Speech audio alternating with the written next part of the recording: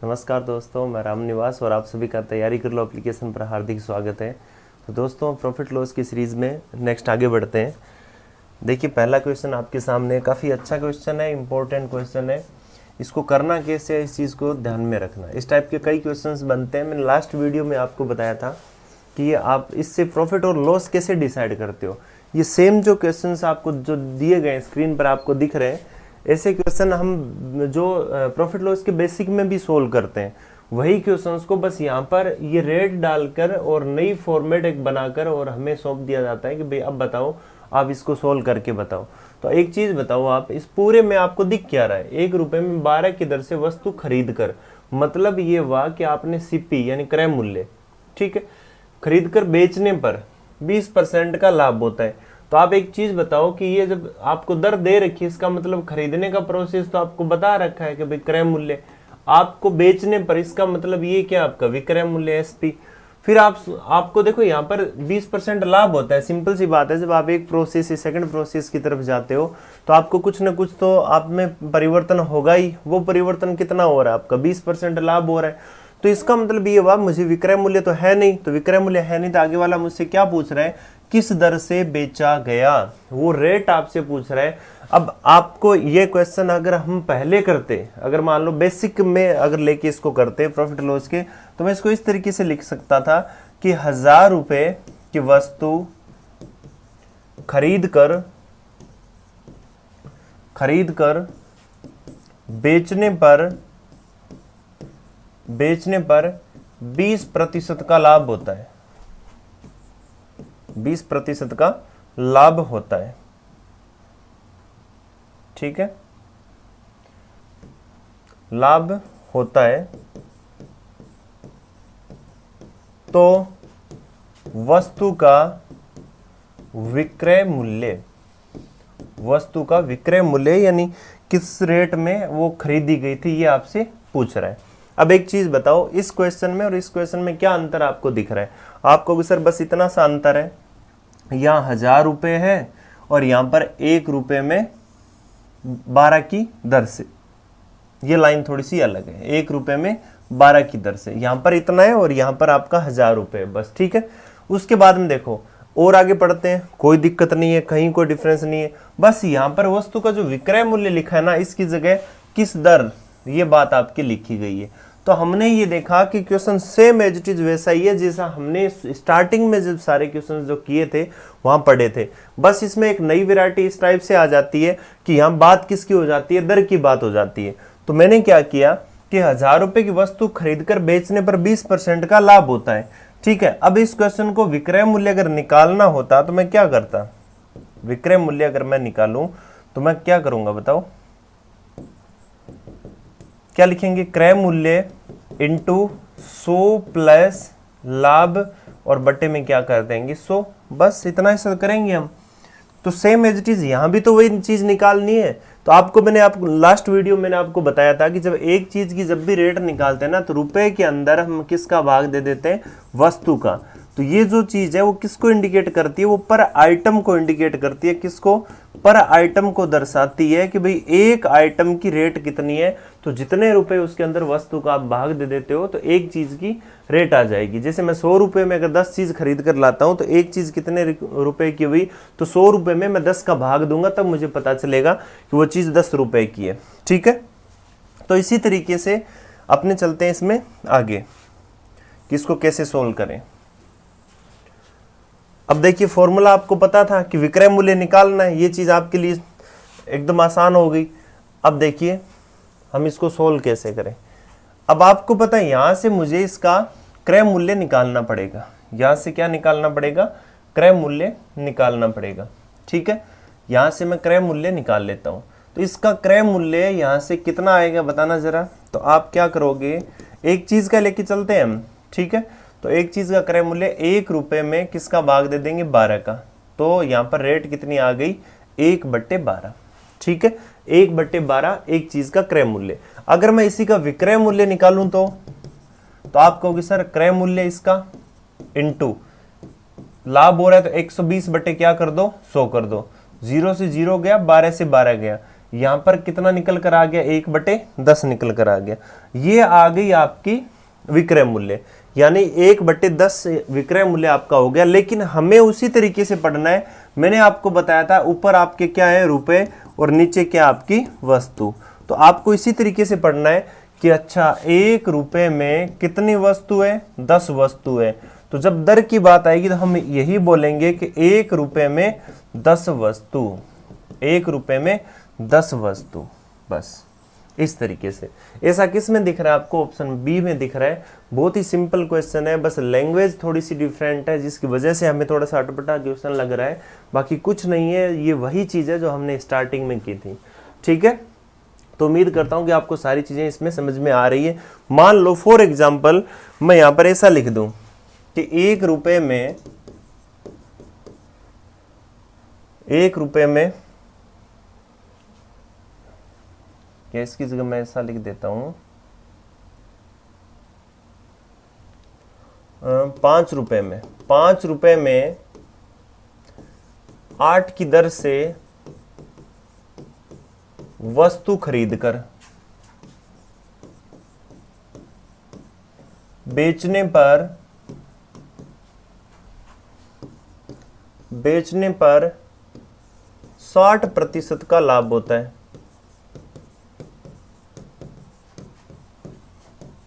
तो वस्तु किस दर से बेची गई थी, किस दर से बेची गई थी, ये चीज आपको बतानी है। अब आप क्या करोगे बताओ, आपको क्या करना है कि देखो किस दर से आपको दिया है कि 5 रुपए में 8 की दर से वस्तु को खरीद कर, तो आपको रेट यहां पर दे रखी है क्रय मूल्य, मुझे विक्रय मूल्य निकालना है किस दर से बेचा गया। आप डायरेक्ट लिखा करो, ऊपर रुपए रहेंगे नीचे क्या रहेगी वस्तु, ये चीज ध्यान में रखो। एग्जाम्पल मैंने बता दिया आपको कि 100 रुपए में 20 वस्तु खरीदते हो तो एक चीज की रेट कैसे निकालोगे, 100 में 20 का भाग दोगे तब पता चलेगा। तो इसी तरीके से मैं यहाँ पर क्या करता हूँ 5/8 और इंटू हम क्या कर देंगे, 60% का मुझे लाभ हो रहा है तो मैं इसको विक्रय मूल्य निकाल रहे हैं तो वृद्धि में ऊपर करूंगा, तो 160 बटे क्या लिख दिया मैंने 100। अब देखिए 0 से 0 गया, ये 2 से कैंसिल आउट हो गया और यहाँ 8 और ये 16 और ये भी कैंसिल आउट, 1/1 आ रहा है। मतलब 1 रुपए में 1 वस्तु की दर से हमें बेचना पड़ेगा, 1 रुपए में 1 वस्तु की दर से हमें बेचना पड़ेगा। दर पूछे तो क्या आ जाएगी, 1 रुपए में 1 वस्तु, 1 रुपए में 1 वस्तु। अगर आपसे वो यहाँ पर क्या पूछ सकता है तो बताओ 100 रुपए में कितनी वस्तु बेचनी पड़ेगी। आपको पता है जब 1 रुपए में 1 तो 1 बराबर 100, तो 1 बराबर यहाँ भी 100 हो जाएगा, तो 100 रुपए में 100 वस्तु बेचनी पड़ेगी। ऐसा क्वेश्चन भी आपसे वो कर सकता है। जैसे यहाँ पर 1 रुपए में 10 है, आपसे वो पूछ लेगा 50 वस्तुओं को कितने रुपए में बेचा होगा। तो जब 1 रुपए में 10 है तो मैं 10 को 50 वस्तु, 10 वस्तु को 50 वस्तु करूं तो 5 से गुणा करना पड़ेगा, तो यहाँ भी 5 से गुणा हो जाएगा। तो 50 वस्तु बेचने के लिए मुझे कितने रुपए वहां से, मतलब कितने रुपए में बेचनी पड़ेगी, 5 रुपए में। तो आप इस तरीके से भी इनको कर सकते हैं, ठीक है। अब आपके सामने यहाँ पर ये दिया गया है तो जल्दी से बताओ, यहाँ पर देखो हम बात कर रहे थे सेम वैसा ही क्वेश्चन है, जल्दी से बताओ हम इसको कैसे सॉल्व करेंगे। 100 रुपए में 10 सेब खरीदता है, ठीक है, 25% लाभ लाने के लिए कितने सेब उसको बेचने पड़ेंगे, आप इतने पर ध्यान दो, बेचने पड़ेंगे इसका मतलब मुझे क्या निकालना है, विक्रय मूल्य। हम विक्रय मूल्य कैसे निकालेंगे, आपको पता है 100 रुपए ऊपर वस्तु नीचे इंटू कितना लाभ लेने के लिए 25%, तो 125 बटे हम क्या कर देंगे 100 कर देंगे नीचे, ठीक है। अब देखिए यहाँ पर क्या होगा, 100 से 100 आपका कैंसिल आउट और ये आपका कितना आ जाएगा, यहाँ पर देखिए 10, ये आपका हो गया 2 से और ये क्या हो गया 25 से, तो 25 बटे क्या आ गया 2। इसका मतलब क्या हुआ, ऊपर रहेंगे रुपए और नीचे रहेगी वस्तु, ठीक है। तो हमने देखा कि 100 रुपए के कितने सेब बेचने पड़ेंगे, 100 रुपए के कितने सेब बेचने पड़ेंगे। तो इसका मतलब ये हुआ कि अगर ये 25 रुपए को मैं 100 रुपए बना दूं तो किससे गुणा करना पड़ेगा, 25 को 4 से। तो इसी तरीके से 2 को भी मुझे किससे गुणा करना पड़ेगा, 4 से। तो 100 रुपए की कितने बेचने पड़ेंगे, 8 बेचने पड़ेंगे। ऑप्शन डी आपका सही उत्तर हो जाएगा। तो इस टाइप से भी क्वेश्चंस को आप कर सकते हो।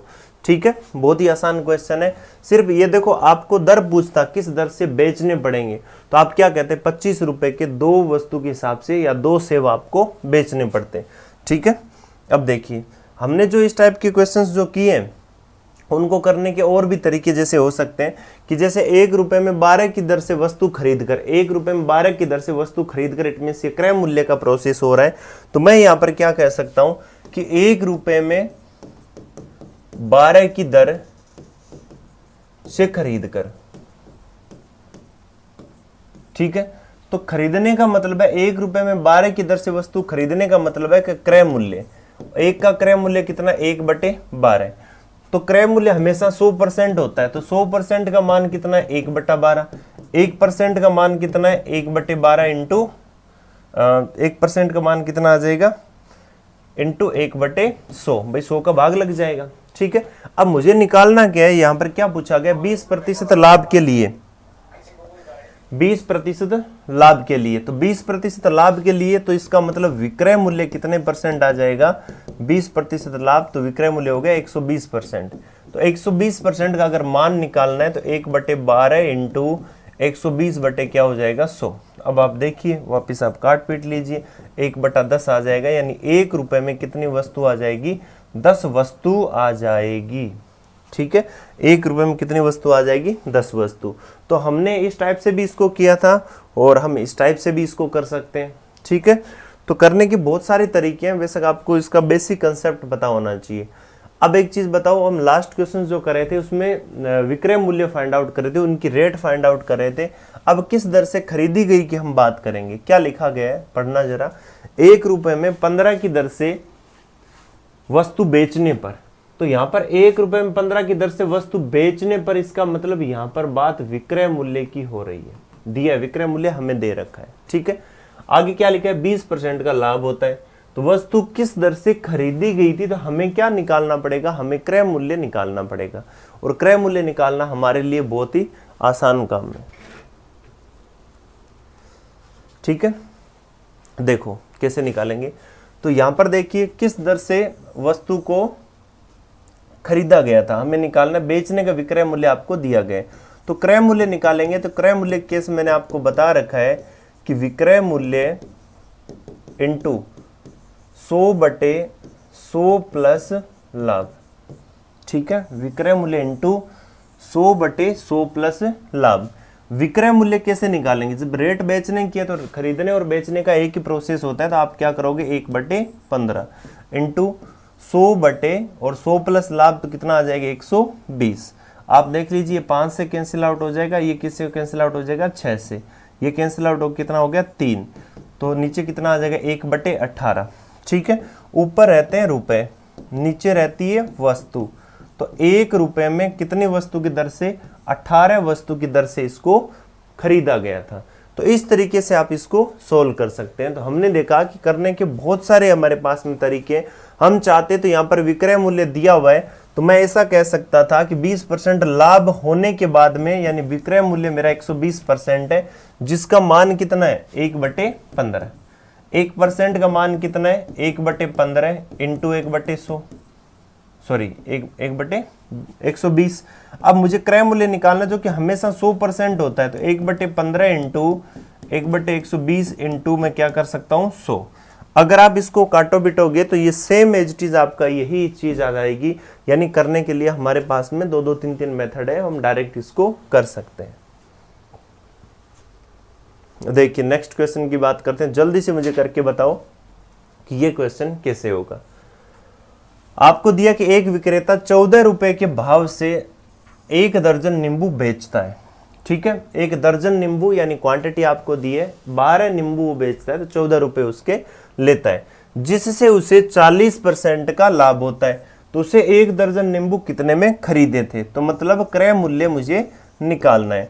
तो मैं क्या करूंगा, डायरेक्ट इसको इस तरीके से कर सकता हूं कि देखिए 1 दर्जन नींबू वो बेचता है, तो बेचता है इसका मतलब 14 रुपए के 12 बेचता है इंटू, अब क्रय मूल्य निकालना है तो कमी वृद्धि कहाँ होगी नीचे, तो 100 बटे क्या हो जाएगा 140, यहाँ से देख लीजिए 0 से 0, 14 से 14, ये आ गया 5 और ये क्या आ गया आपका 6। तो मैं इसको क्या लिख दूं 5/6। तो आप ये कह सकते हो कि यहाँ पर हमारे पास में 5 रुपए में 6 नींबू, 5 रुपए में 6 नींबू वो आपका बेचता है, ठीक है, सॉरी 5 रुपए में 6 नींबू खरीदता है। लेकिन यहाँ पर क्या लिखा हुआ है, यहाँ पर ये चीज आपको मेंशन है कि उसने 1 दर्जन नींबू कितने में खरीदे थे। तो यहाँ पर 5 रुपए में 6 नींबू है, तो 1 दर्जन नींबू उसने कितने में खरीदे थे। तो 1 दर्जन के लिए आप क्या करोगे, आपको पता है इसको दर्जन बनाऊंगा तो मुझे 2 से गुणा करना पड़ेगा। तो ये कितना हो गया 12 नींबू, कितना हो गया 12 नींबू। तो इसका मतलब मुझे इसको भी गुणा किससे करना पड़ेगा आपका 2 से। तो कितना हो गया 10 रुपए। तो 1 दर्जन नींबू कितने रुपए में उसको खरीदने, उसने कितने रुपए में खरीदे थे 10 रुपए में। एक बार फिर देख लेना कि यहाँ पर 14 रुपए के भाव से 1 दर्जन नींबू वो बेच रहा है, ठीक है। आपने देखा कि 14 रुपए के भाव से 1 दर्जन नींबू बेचता है, तो 14 बटे इसको क्या कर दूंगा मैं 12 कर दूंगा, ठीक है। इंटू जब बेचता है तो उसको लाभ होता है, तो 40% का लाभ होता है, तो क्रय मूल्य निकालोगे तो लाभ नीचे आ जाएगा 140, ठीक है। 0 से 0 कैंसिल आउट, 14 से 14 कैंसिल आउट, ये आपका 5 और ये क्या हो जाएगा आपका 6 हो जाएगा, कट कट आगे। तो मतलब 5 रुपए के 6 नींबू उसने खरीदे थे। अब ये कह रहा है 1 दर्जन नींबू, तो यहाँ पर 6 आ रहा है, 6 नींबू, तो 6 को मैं 12 बनाऊं तो 2 से गुणा करना पड़ेगा। तो रुपए में भी 2 का गुणा हो जाएगा, कितना हो जाएगा 10, यानी 1 दर्जन नींबू कितने रुपए में खरीदने पड़ेंगे 10 रुपए में। तो आप इसको ऑप्शन को 10 रुपए बना लेना, ठीक है। तो बी ऑप्शन हमारा इस तरीके से राइट आंसर हो जाएगा कि भाई 1 दर्जन नींबू है, किस रेट में खरीदे थे 10 रुपए में हमने खरीदे थे। तो इस टाइप के क्वेश्चंस आपसे एग्जाम में पूछे जाते हैं। चाहो तो आप इसको इस तरीके से कर सकते हो, 140% का मान 14/12, 1% निकालो, फिर 100% निकालो, आंसर वही आना है।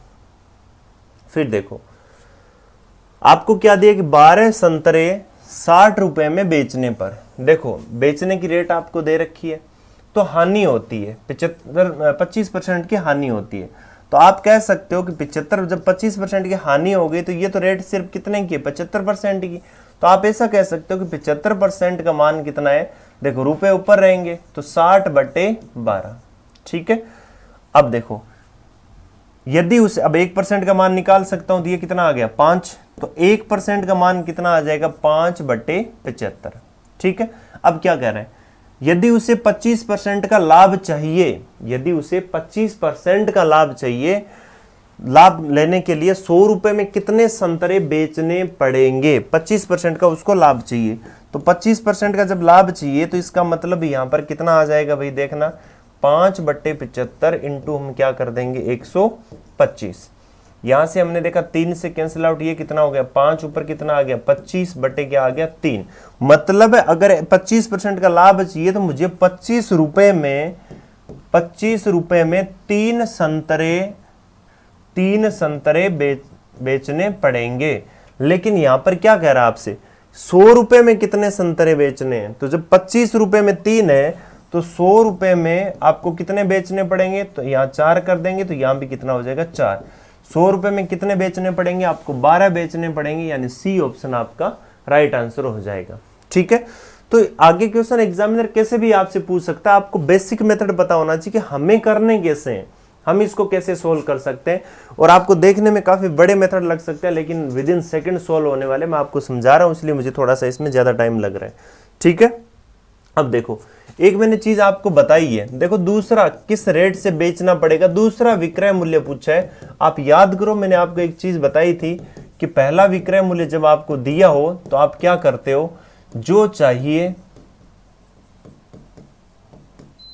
बटे में जो है, जो चाहिए बटे जो है, ठीक है। ये चीज आप याद करो। यहां पर विक्रय मूल्य पहला हमें दिया गया है, विक्रय मूल्य क्या दिया गया है 12 संतरे 60 रुपए में बेचने पर।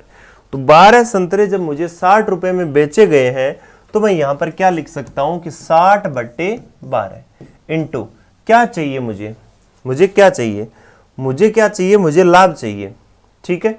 लाभ कितना चाहिए 25% लाभ चाहिए, ठीक है। क्या हुआ है, मुझे हानि हुई है, तो मुझे चाहिए क्या लाभ चाहिए, तो मैं यहां पर लिख सकता हूं क्या चाहिए लाभ हुई क्या हानि, तो इसका मतलब कितना आ जाएगा 75। मैंने आपको बताया लाभ होता है तो उसको 100 में जोड़ देते हैं, हानि होती है तो 100 में घटा देते हैं। यहाँ कितना आ जाएगा 3 और यहाँ कितना आ जाएगा 5, इससे कितना आ जाएगा आपका 20। तो आपने यहाँ पर देखा नीचे ऊपर मैं मल्टीप्लाई करूं तो ये कितना आ गया 20 × 5 कितना आ जाएगा आपका 100 और बट्टे में कितना आ जाएगा 12। आपको पता है ऊपर कौन रहते हैं, ऊपर रुपए, नीचे क्या रहती है वस्तु। तो इसका मतलब 100 रुपए में कितनी वस्तु, 12 वस्तु। क्वेश्चन भी क्या था, 100 रुपए में कितने संतरे बेचने पड़ेंगे, 12 संतरे बेचने पड़ेंगे। ठीक है, तो जैसा कि आपको दिख रहा है कि मैंने दोनों मेथड से आपको बताया, आप तीसरा मेथड भी इसमें अप्लाई कर सकते हो। ठीक है, अब बताओ नेक्स्ट क्वेश्चन आपके सामने स्क्रीन पर, जल्दी से मुझे इसका आंसर बताओ कि क्या होगा। यहां देखिए ए व्यक्ति ने वस्तु खरीदी और बी को 25% लाभ पर बेच दी। अब देखिए यहाँ पर कई प्रोसेस है, ए ने बी को बेचा, बी ने सी को बेचा, इस तरीके से चलेगा और किसी न किसी की रेट आपसे पूछी जाएगी। ठीक है, तो एक बार आप इसको वीडियो को पॉज करके और जल्दी से इसको सॉल्व करो, आंसर निकालो। फिर देखो ए ने एक वस्तु खरीदी और बी को 25% लाभ पर बेच दी। हुआ क्या कि ए था, ए ने बेची किसको, बी को, फिर बी ने उसे किसे बेच दिया 10% हानि पर, सी को, तो मतलब कहां चला गया सी पर, और सी ने इसके कितने रुपए चुका दिए 675 रुपए चुका दिए। ठीक है, अब बात किस पर जाके टिक रही है, सी पर जाके टिक रही है। ठीक है, निकालना पूछा क्या है, ए ने उसे कितने रुपए में खरीदा था, ए ने उसे कितने रुपए में खरीदा था, ये चीज आपसे पूछी गई है। अब देखिए इसने इसको जब बेचा तो 25% का लाभ हुआ, बी ने जब सी को बेचा तो 10% की हानि हुई।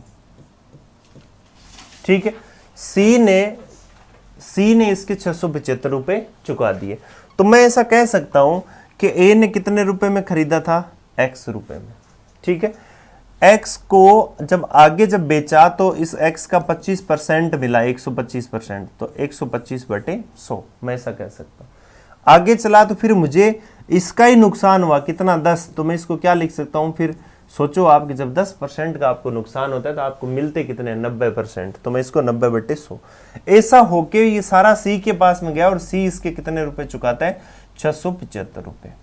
ठीक है, अब एक चीज बताओ, हमने पूरी स्ट्रक्चर बना ली, अब हम इसको सोल्व कर सकते हैं। यहाँ पर 0 से 0 को काट देंगे और यहाँ पर देखिए 5 आ जाएगा और यहाँ पर क्या आ जाएगा 4, और 5 से ये कट के कितना आ जाएगा आपका 2। ठीक है, तो यहाँ पर आ गया 9/8। तो x का मान अगर निकालूं तो 675 × 8 ऊपर चला जाएगा, 9 आ जाएगा नीचे। अब 9 का जब मैं इसके अंदर भाग दूं तो पता चला कि 9 × 7 63 और फिर 4 × 5 45, 75 × 8 कितना आ गया 75 × 8। ठीक है, अब 75 × 8 है तो यहां पर देखिए 75 × 8 का कितना हो जाएगा आपका, 75 × 8 कितना हो जाएगा 600 रुपए। यानी सी ऑप्शन आपका सही उत्तर हो जाएगा। तो इस तरीके से हम इसको सोल्व कर सकते हैं। अब एग्जामिनर ने आपसे इतना ही पूछा कि ए ने उसे कितने रुपए में खरीदा था। अब एग्जामिनर ये भी आपसे पूछ सकता था कि ए बी का कितने प्रतिशत है, ये चीज भी आपसे पूछी जा सकती थी कि ए की जो क्रय मूल्य था, ए का क्रय मूल्य था वो डी का जो डी या सी जो लास्ट था ना उसका कितने प्रतिशत है, सी का। ठीक है, सी का कितने प्रतिशत है। तो एक चीज बताओ, सी का हमारे पास में, बी का हमारे पास में नहीं, ए का हमारे पास में नहीं, तो हम परसेंट कैसे बताएंगे। तब आप ध्यान में रखना कि यहां पर तभी तो इसने पूछा है, इसका मतलब ए का निकालना ही पड़ेगा। ये थोड़ा अच्छे लेवल का क्वेश्चन हो जाता है। तो ए का हमने निकाला 600, इसका हमारे पास में कितना है 675। आपको पता है जब ए का सी के सापेक्ष में हम निकाल रहे हैं तो हम क्या लिखेंगे, a/c × 100। ठीक है, यह आपसे पूछ सकता है कितने प्रतिशत कम है, यह भी आपसे पूछा जा सकता है। तो यहां देखो कितना है 600, किसका 675 और इंटू कितना आपका 100। ठीक है, तो यहां से हम इसको सोल्व कर सकते हैं। आप देख लीजिए, अगर मैं इसको सोल्व करूं तो ये कितनी बार जाएगा आपका 8 बार, ये कितनी बार जाएगा आपका 9 बार। तो यहां पर कितना आ गया आपका 8/9 इंटू 100। 1/9 का कितना होता है 11 से 1/9 होता है। ठीक है, तो ये कितना आ जाएगा 88 सही 8/9% आपका सही उत्तर हो जाएगा। कितना 88 सही 8/9%। यानी जो ए का क्रय मूल्य था वो सी का इतना परसेंट है, ये आपसे पूछा जा सकता है। सेकंड क्वेश्चन ये भी तो पूछा जा सकता है कि ए का क्रय मूल्य सी के क्रय मूल्य से कितने प्रतिशत कम है, कितने प्रतिशत कम। तो आपको ये भी पता होना चाहिए कि जब इसका 600 है, जब इसका 600 है और इसका 675 है, कितना कम है 75 कम है। किससे, सी से। तो परसेंटेज कमी हम बता सकते हैं 75 और बटे 675 और इंटू हम क्या कर देंगे 100। तो आपको पता है ये 1 से कटेगा, ये 9 से कटेगा, 11 से 1/9% आपकी कमी होगी। कितना कम होगा 11 से 1/9% आपका कम होगा। तो एग्जाम में इस टाइप के क्वेश्चंस आपसे पूछे जा सकते हैं, उनको ध्यान में रखना है। ठीक है, चलिए बताइए नेक्स्ट क्वेश्चन सेम ऐसा ही है।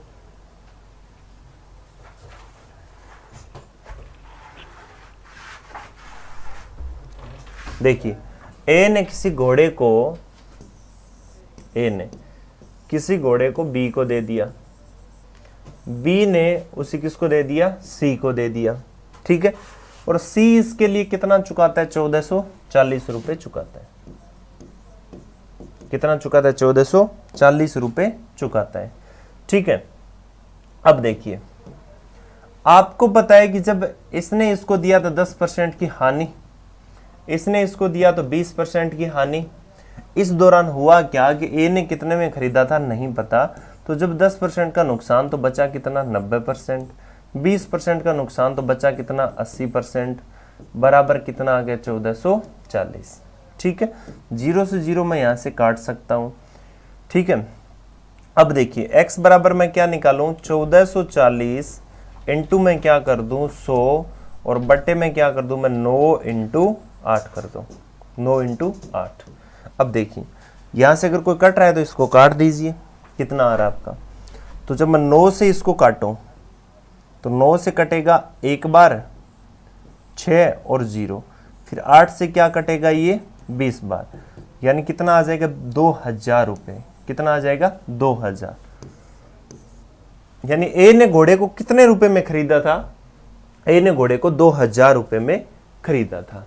ठीक है, जब ए ने घोड़े को 2000 रुपए में खरीदा है, अब आपसे यह पूछा जा सकता है बताइए ए का जो क्रय मूल्य है वो सी का कितने प्रतिशत है। ठीक है, या सी का क्रय मूल्य ए का कितने प्रतिशत है, सी का क्रय मूल्य ए से कितने प्रतिशत कम है, और जो ए का क्रय मूल्य वो सी से कितने प्रतिशत है ज्यादा है। ये चीजें भी आपसे पूछी जा सकती है। ठीक है, अब देखिए नेक्स्ट क्वेश्चन।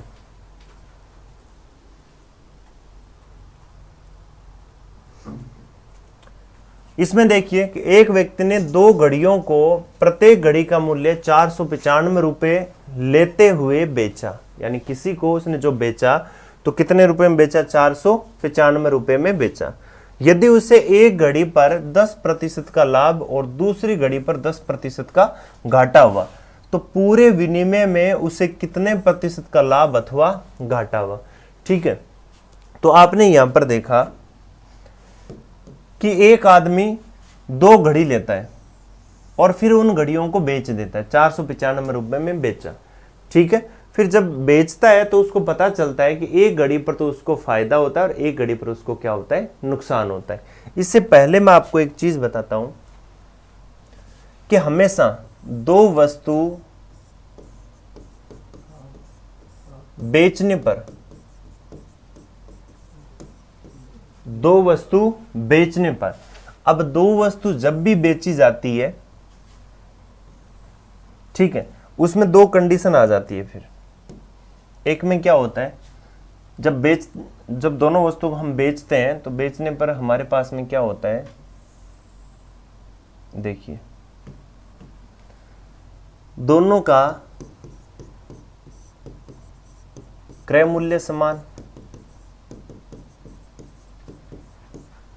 ठीक है। या सेकंड केस क्या हो सकता है, दोनों का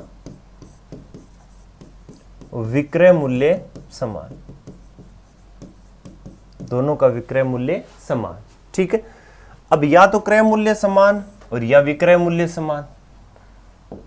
अब क्या होता है कि यहां पर लाभ प्रतिशत व हानि प्रतिशत भी क्या हो, बराबर हो, ठीक है।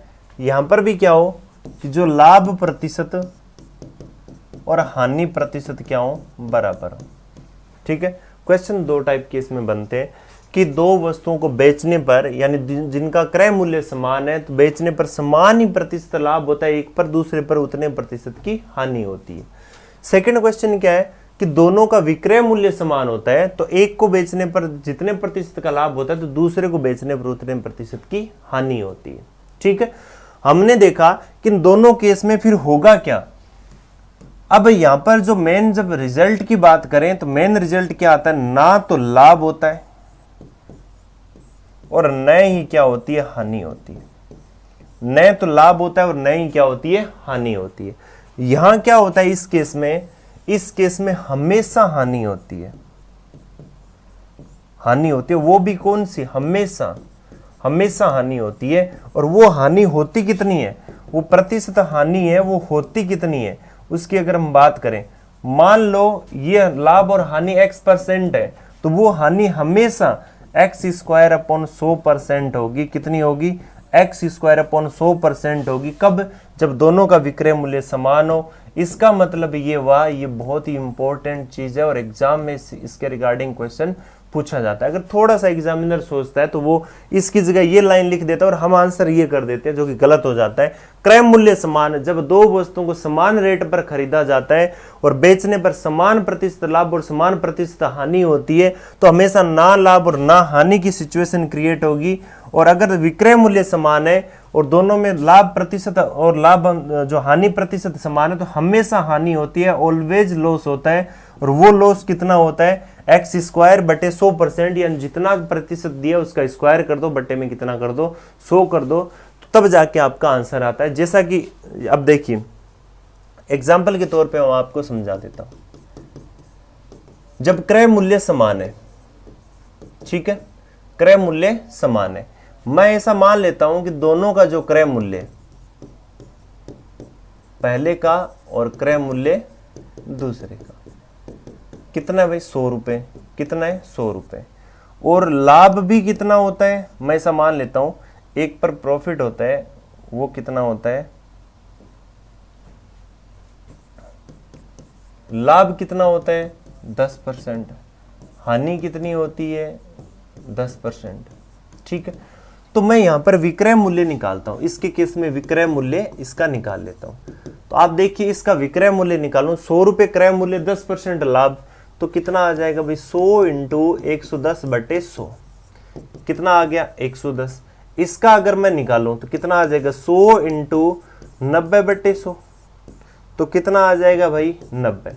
आप यहां पर देखिए, अगर मैं बात करूं क्रय मूल्य की, क्रय मूल्य कितना आ रहा है, टोटल क्रय मूल्य कितना आ रहा है, तो आप कहोगे सर 200।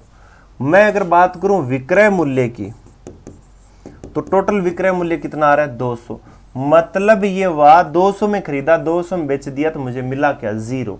मतलब 0 आपको मिला है, ना तो लाभ हो रहा ना ही आपको हानि हो रही, ठीक है। जितने में खरीदा उतने में आप उसको बेच पा रहे हो।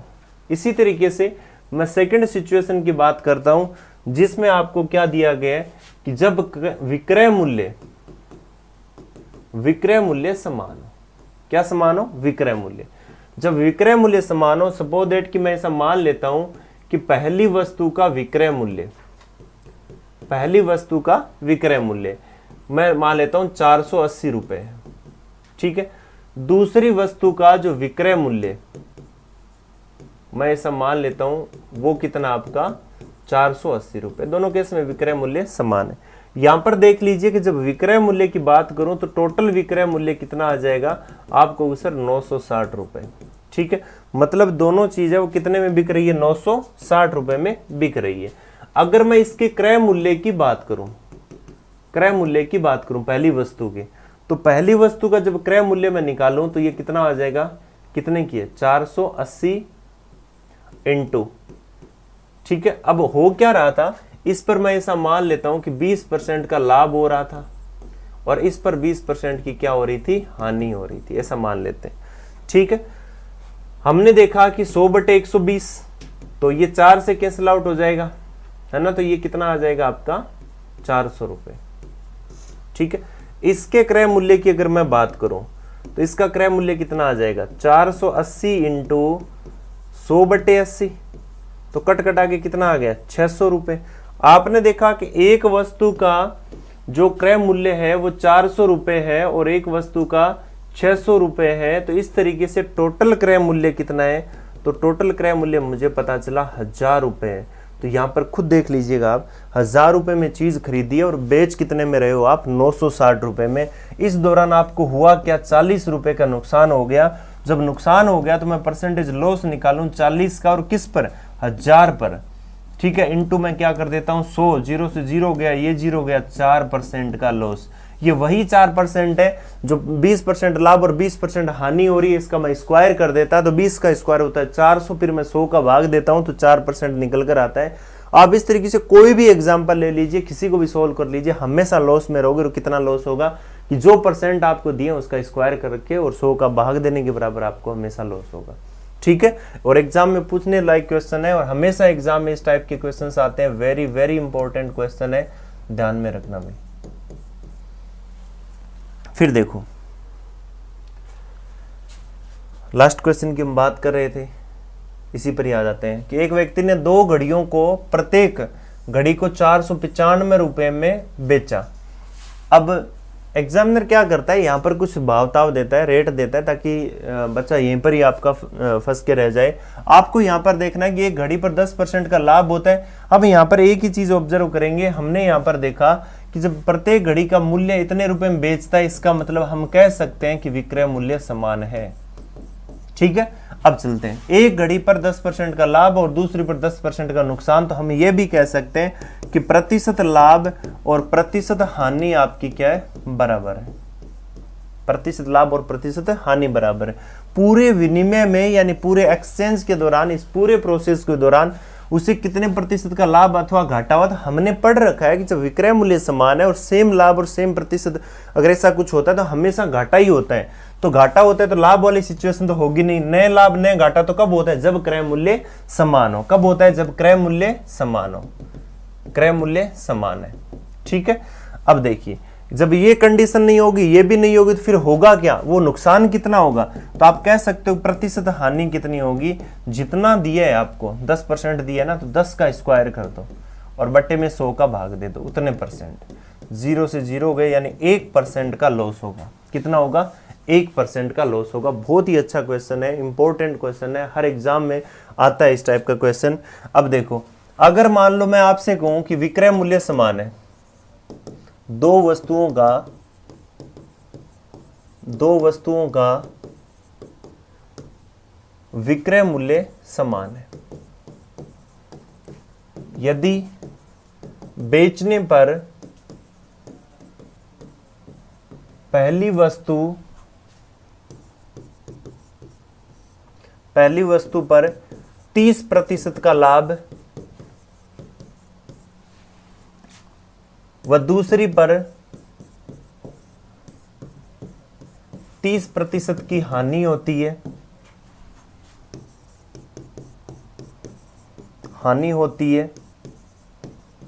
तो पूरे सौदे में क्या प्रभाव पड़ेगा, पूरे सौदे पर क्या प्रभाव पड़ेगा। आपको पता है जब विक्रय मूल्य समान है, आपको कोई सोचने की जरूरत नहीं है। हमने देखा विक्रय मूल्य समान, पहली को बेचने पर लाभ उतना ही लाभ जितनी दूसरी पर हानि, तो हम कह सकते हैं हमेशा हानि होगी।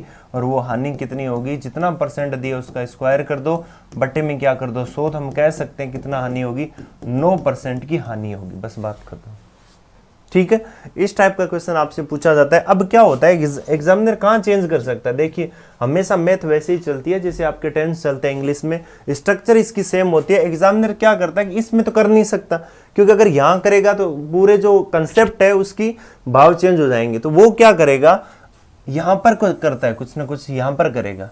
यहाँ पर क्या दिया, दो वस्तुओं का विक्रय मूल्य समान है। अब यहाँ पर ऐसा लिख सकता है कि यदि दो वस्तु की जगह कुछ लिख देगा, यदि एक दुकानदार दो टीवी को, प्रत्येक को दो टीवी को, यानी दोनों टीवी में जो प्रत्येक को 4,000 रुपए के भाव से बेचता है, तो इसका मतलब यहाँ उसने रेट भी डाल दी। अब क्या होता है कि हम रेट को देख के कंफ्यूजन में रहते हैं, फिर उसके गुणा भाग करते रहते हैं, जबकि ऐसा नहीं करना है। क्वेश्चन में आगे चलना है, आगे चलने में पता चलता है कि इसके बीच में कंसेप्ट क्या है।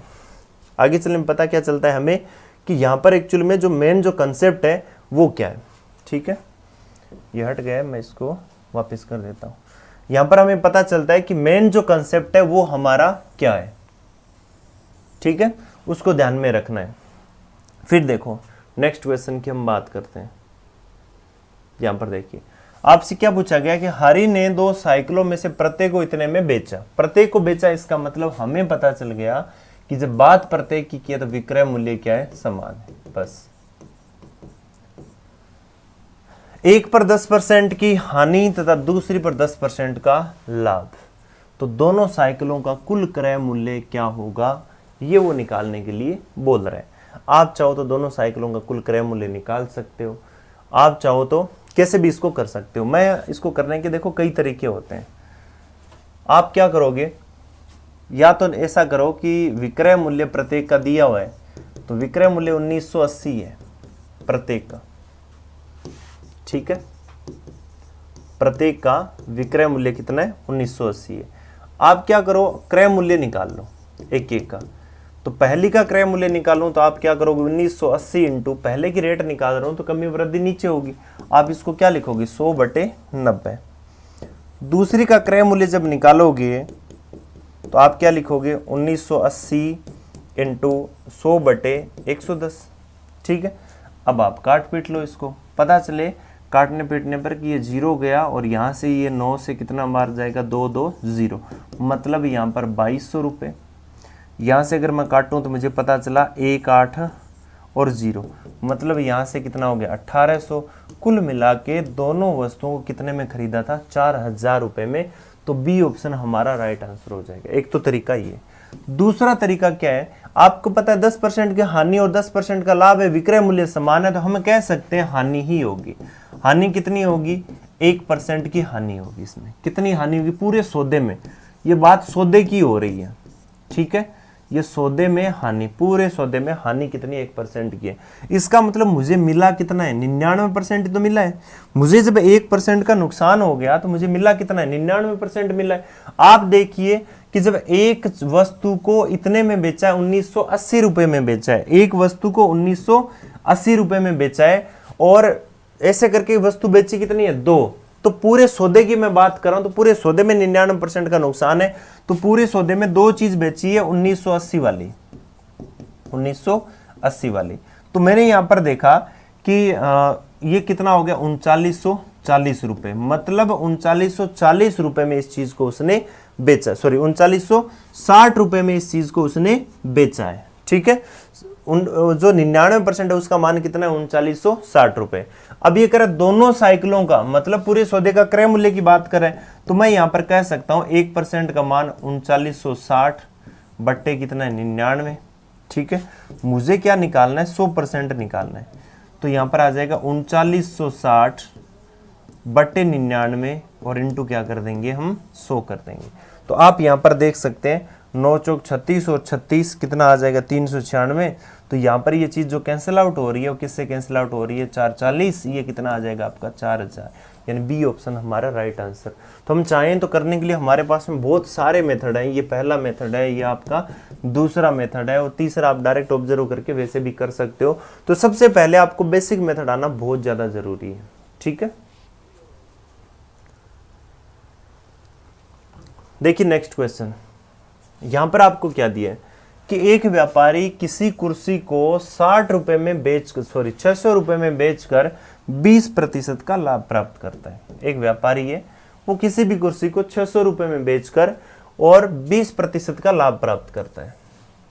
वह किसी अन्य कुर्सी को 5% हानि पर बेचता है, परंतु कुल मिलाकर न तो उसे लाभ होता है न ही उसे हानि होती है। तो दूसरी कुर्सी का क्रय मूल्य क्या होगा? बहुत ही अच्छा क्वेश्चन है। इससे पहले मैं आपको एक चीज बता देता हूं।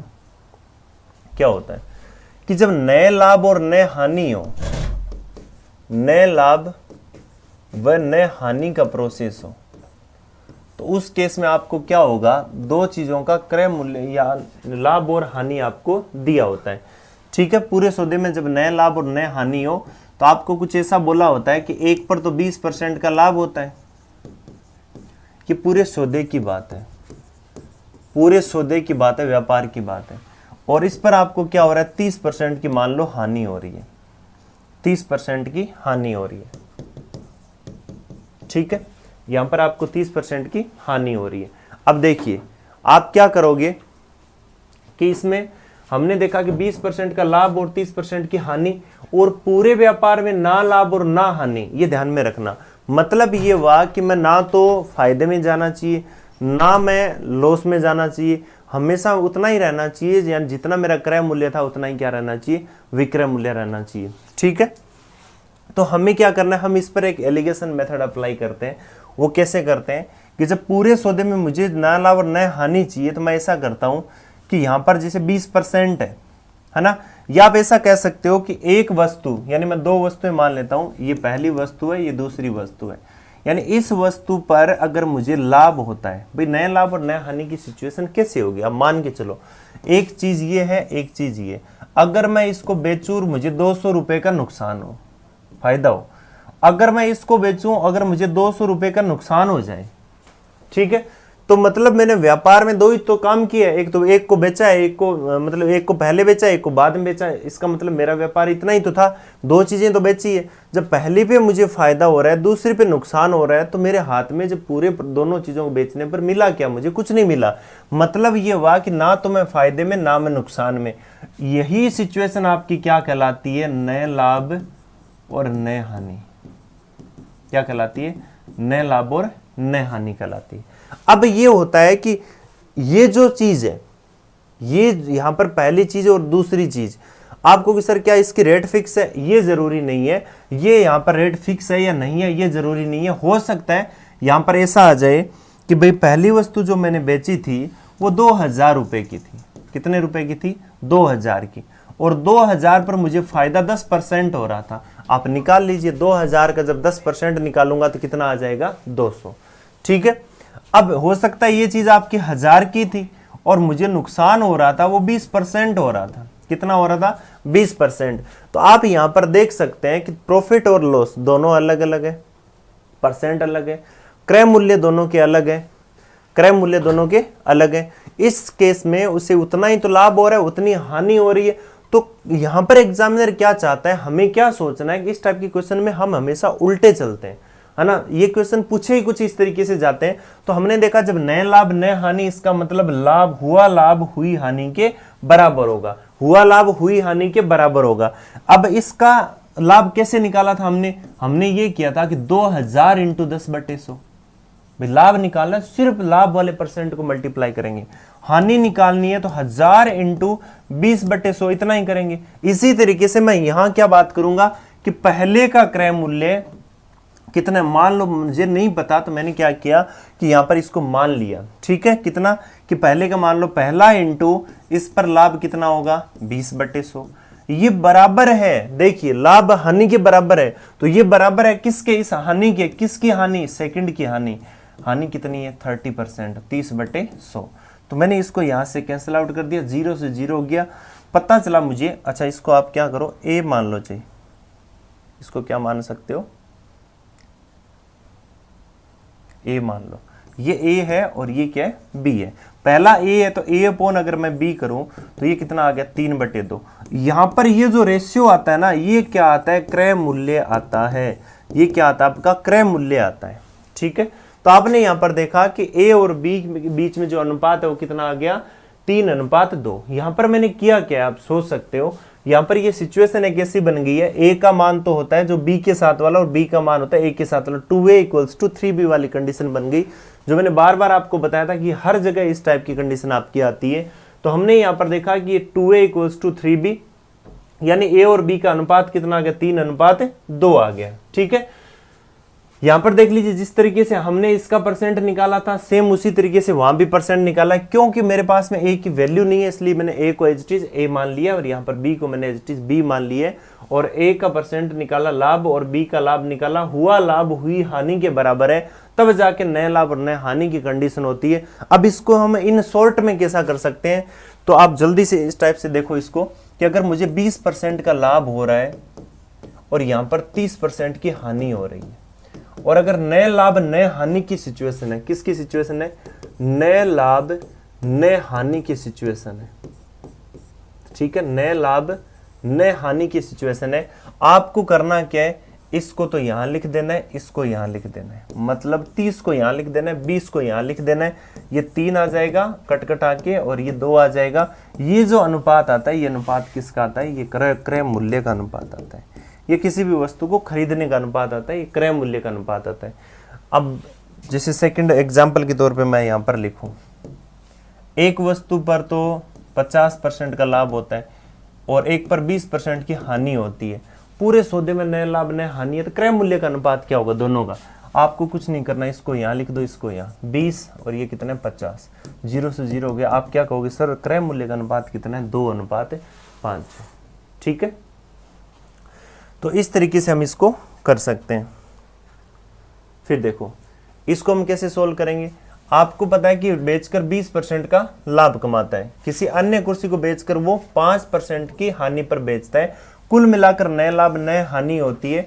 तो हम कैसे करेंगे, आपको पता है एक पर 20% है, दूसरे पर कितना है 5% है, हम इसको यहां लिख देंगे, इसको यहां लिख देंगे, ये कितना है 5, ये कितना है 20, ये कट गया, कितना आ गया 1:4, 1:4। ठीक है, तो हमने देखा कि जब एक कुर्सी को वो 600 रुपए में बेचकर 20% का लाभ कमाता है, ठीक है, तो दूसरी का जब क्रय मूल्य हमें निकालना है, तो ये दोनों के क्रय मूल्य का अनुपात है, क्रय मूल्य का। तो मैं पहली का क्रय मूल्य निकाल लेता हूं, कैसे, आपको पता है 600 इंटू 20% लाभ है तो 100 बटे क्या कर देता हूं 120, ये कितना आ जाएगा आपका 5, ये कितना आ जाएगा 6, ये काट के इसको हमने देखा तो ये हमारे पास में कितना आ गया 500, यानी पहली कुर्सी है उसका जो क्रय मूल्य था वो हमारा कितना आ गया 500। तो जब एक का मान जब 500 है तो दूसरी 4 का मान कितना होगा, इंटू 500 कर देंगे तो कितना आ जाएगा 2000 रुपये, जो कि बी ऑप्शन आपको दिया गया। ठीक है, तो इस तरीके से हम इस टाइप के क्वेश्चंस को कर सकते हैं जहां पर एलिगेशन मेथड अप्लाई होता है। नेक्स्ट वीडियो में हम इससे आगे और अच्छे क्वेश्चंस करने वाले हैं और इसी के ही जो एडवांस टाइप है उनके बारे में हम डिस्कस करेंगे। Thank you so much, wish you all the best.